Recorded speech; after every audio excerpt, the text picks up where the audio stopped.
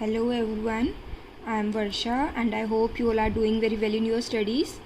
Okay, so do lot of practice in accounting as it is a very scoring subject. Okay, so let's start with the accounting for amalgamation of the companies.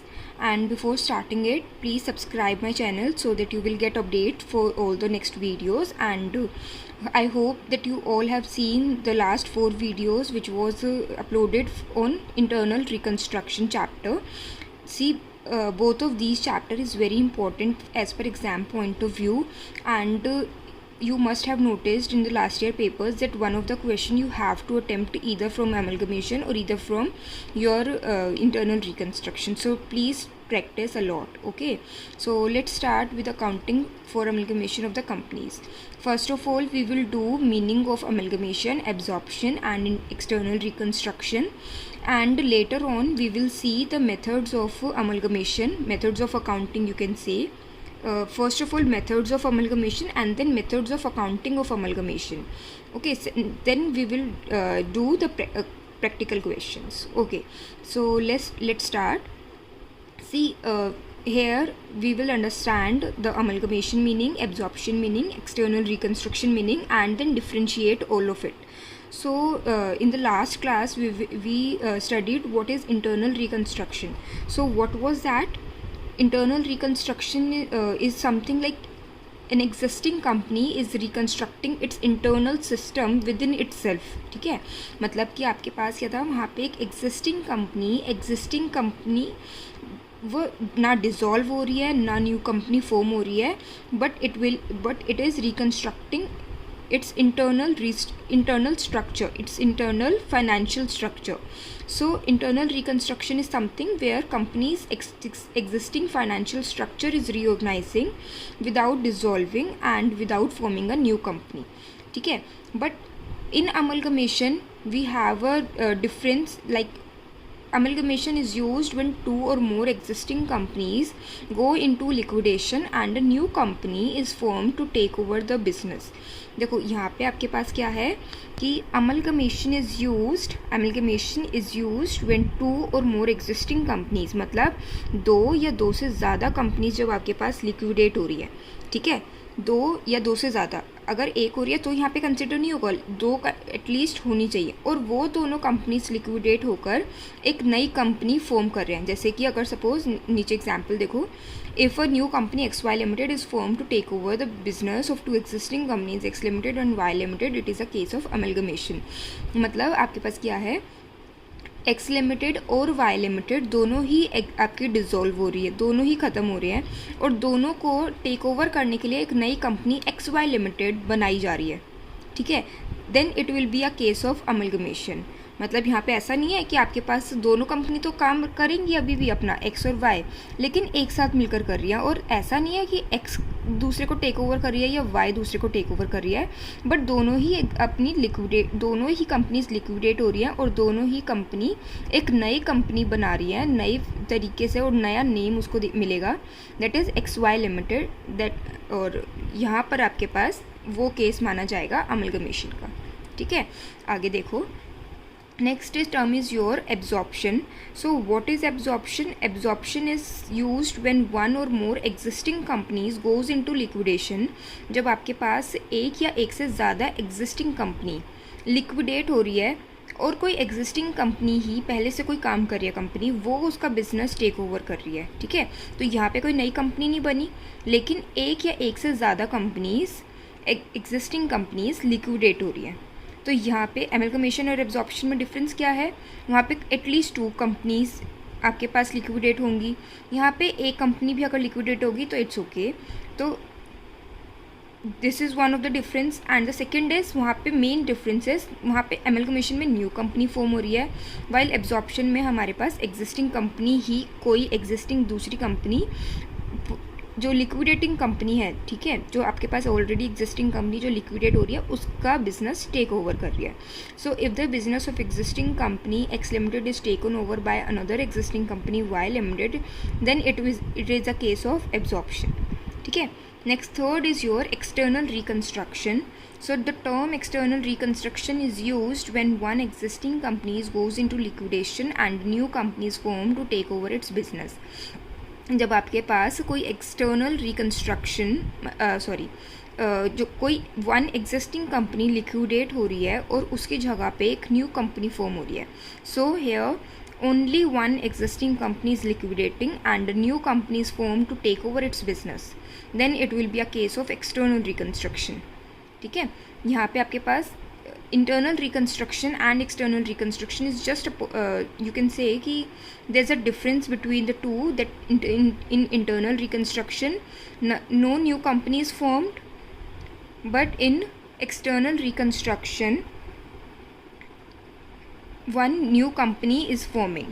See, you can see the difference in between internal reconstruction and external reconstruction. So in external reconstruction, one existing company goes into liquidation. It can be possible that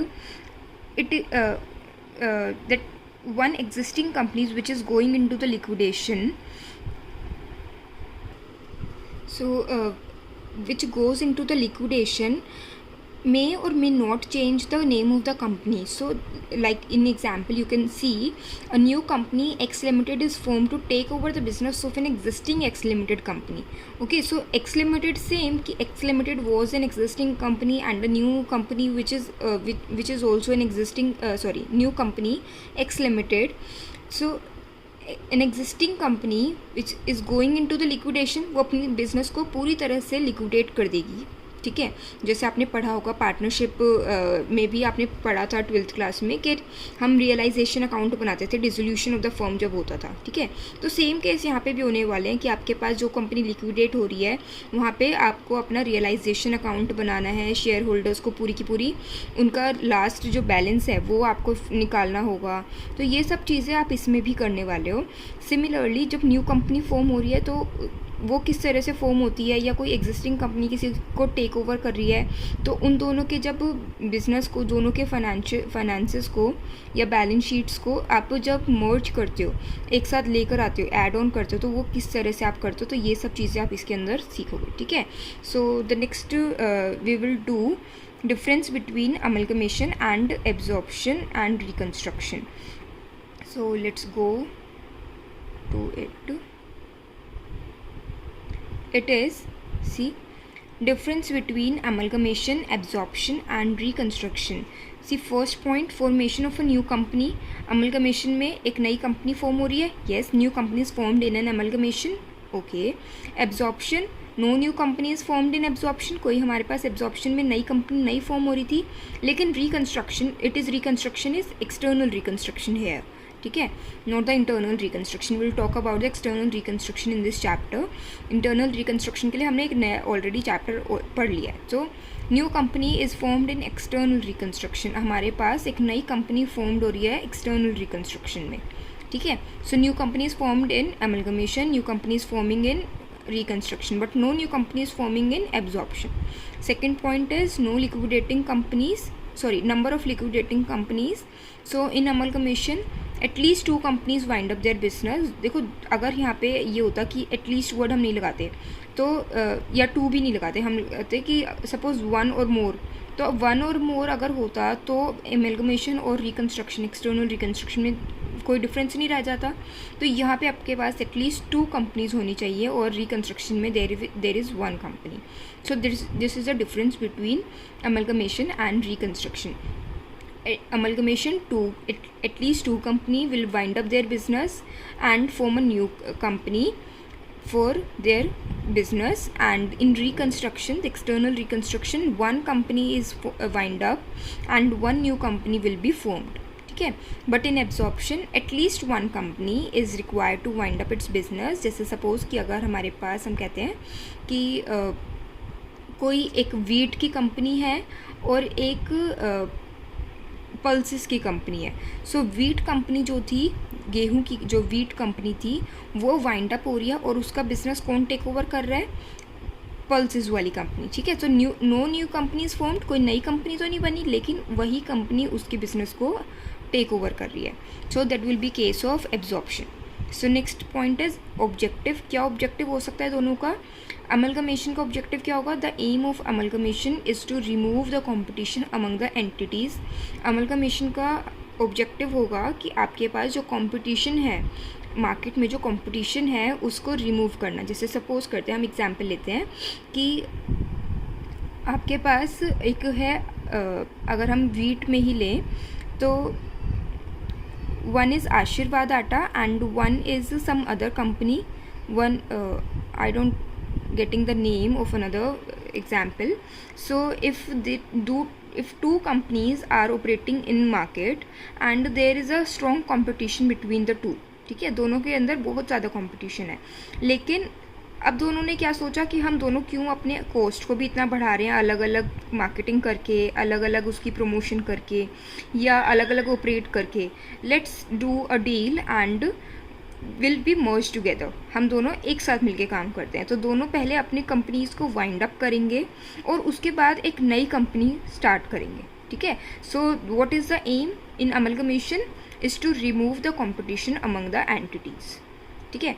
while in absorption generally weaker units are taken over by the strong units. Obviously जो भी strong unit होगी वही तो take over करेगी weak units को, ठीक है। So in absorption already exist कर रही है, क्योंकि हमारे पास कोई कंपनी फॉर्म तो नहीं हो रही, यहाँ पे already existing company take over कर रही है, तो strong unit will taken weaker companies, ठीक है।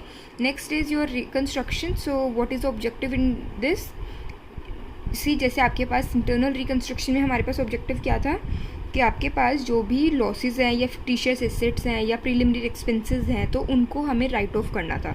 So same is in external reconstruction. यहाँ पे भी आपको अपनी कंपनी के जो एक्यूमुलेटेड लॉसेस हैं या फिक्टिशियस एसेट्स हैं उनको राइट ऑफ करना है। But what is the difference कि वहाँ पे आप उस कंपनी को वाइंड अप करे बिना कर रहे थे और यहाँ पे आप वाइंड अप करके कर रहे हो, ठीक है। तो इंटरनल रिकन्स्ट्रक्शन कि आप वहाँ पे अपनी कंपनी के इंटरनल पार्टीज़ के साथ रिकन्स्ट्रक्शन कर रहे थे, अपनी कंपनी के फाइनेंशियल स्ट्रक्चर को रिकन्स्ट्रक्ट कर रहे थे with the help of internal users और internal parties. But in external reconstruction you are winding up your company and you are writing off your accumulated losses and fictitious assets by winding up and forming a new company, okay. So this is all in the difference between amalgamation, absorption and reconstruction. And next is your combination type. See here, amalgamation in the nature of merger, in the nature of purchase, जो absorption and amalgamation के आगे bracket में लिखा हुआ है वो अभी आपको क्लियर नहीं होगा कि है क्या, but still you can understand it is like, अगर आप इसको स्किप कर दो अभी के लिए, in the nature of merger, in the nature of purchase, इसको स्किप कर देते हैं। सो बाकी चीज़ें हम समझ सकते हैं कि अमलगमेशन, वेंडर कंपनी और परचेजिंग कंपनी क्या होता है। So vendor company, first of all नीचे आओ थोड़ा सा, पार्टीज अंडर अमलगमेशन, ये आपको दिख रहा है। सो पार्टीज अंडर अमलगमेशन हमारे पास क्या है कि transferor is the company which is amalgamated into another company. Transfer company हमारे पास कौन सी कंपनी होती है जो कि दूसरी कंपनी में अमलगमेट हो रही है जाकर, ठीक है। That is a vendor company, मतलब कि जो कंपनी अपने बिजनेस को वाइंड अप कर रही है, ठीक है, जो भी डिजॉल्विंग कंपनी है, that will be known as a transferor company and vendor company. So in words को please note down, the transfer company and vendor company, which the company which is amalgamated into another company or the company which wind up its business, ठीक है। and the transferee company वो कंपनी होती है जो transfer company के business को take over कर रही है या परचेज कर रही है। तो the company which is purchasing और taking over the business, it may be existing और न्यूली फॉर्म्ड, या वो एग्जिस्टिंग हो सकती है अभी हमने जैसे देखा, या न्यूली फॉर्म्ड हो सकती है, और उसको हम परचेजिंग कंपनी, वेंडिंग कंपनी और ट्रांसफरी कंपनी कुछ भी नेम दे सकते हैं, ठीक है।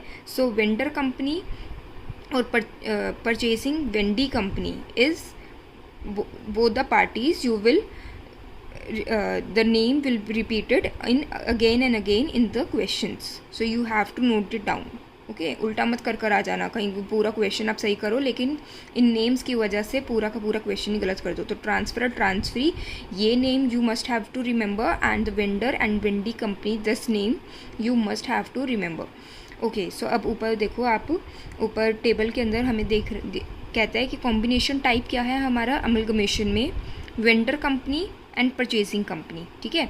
So in amalgamation, in vendor company कौन थी, two or more existing companies which is to be liquidated, and in purchasing company new company formed for the purpose of taking over of the business.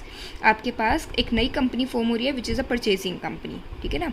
Next is absorption, one or more companies to be liquidated, एक या एक से ज़्यादा companies liquidate होती हैं यहाँ पे. और परचेजिंग कंपनी कौन है? Existing company take over the business of the